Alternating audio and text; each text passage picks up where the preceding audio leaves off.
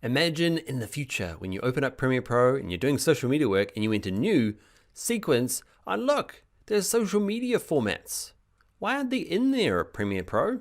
Okay, we're going to create our own ones, some vertical ones, some square ones, create them as presets so that we don't have to make them every single time. All right, let's jump in. To get started, close down the project you're working on, create a new one, and we're going to start by creating our sequences. So you could either hit this little new item down here in our project window, or we haven't been doing it much, but that's another way of doing it. Command N, okay, and what we need to do is start with something close to social media. I don't know why there's no presets in here for social media I don't know. I guess they update all the time, but there's all sorts of weird stuff in here. Why can't we have some Instagram stories?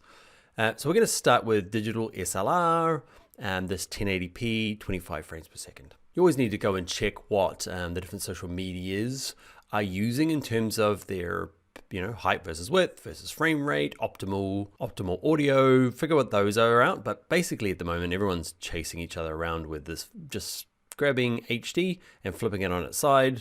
Okay, so once you get to here, to actually save it, okay, you can see you can delete a preset, but get to here, you got to go do some changes to it.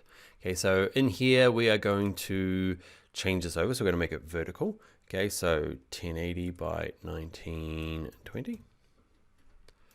Other things you might change in here, okay, have a little look through. Tracks here, for me, 3 tracks for social media stuff never is enough. There's always lots of things piled on top of each other, stickers and images and logos and social media stuff. So I'm gonna have 6 video tracks, and actually I'm gonna only have 2 audio tracks. So click on it, hit minus. So this is just the default for the sequence. You can obviously add more later on, but that's gonna get me started for most of my social media projects. Now I'm gonna hit save settings. Okay, and I'm going to call this one social vertical, because at the moment of recording, I think TikTok, Instagram stories, YouTube stories, what else? Facebook's fleets and Facebook stories all use the same kind of horizontal phone format.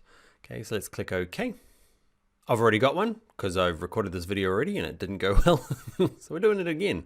Let's click OK. And you'll find it eventually down the bottom here under one called custom. Cool. So I can from now on go file new, and I'll have this one called horizontal vertical. Let's click OK. There it is, ready to go with all my video tracks, my couple of audio tracks. Now we won't do them for all of them, but now you can go through and say new sequence, and you can go from here, or you could do the rest of the ones that you work on a regular basis. So you could be doing like 1080 by 1080 is a really common kind of square format for Instagram. There's all sorts of different aspect ratios, kind of, is it 4:5? There's all sorts of weird ones, but go figure out what you need to create and create all your sequences and just save them and give them good names. Like this one here might be great to be social square, 1080 by 1080. Probably writing the measurement in there is probably good as well, and the frames per second, just so you know. There we go, we got another one. Actually, I'm going to do one more. I want the horizontal one, but with my fancy layering. So let's do one more together. Let's find under digital DSLR. This is just a good generic one. Okay, here, the only thing I'm going to change are the tracks. I'm going to go back to my 6, and I'm going to -1, save. Social horizontal, ready to go.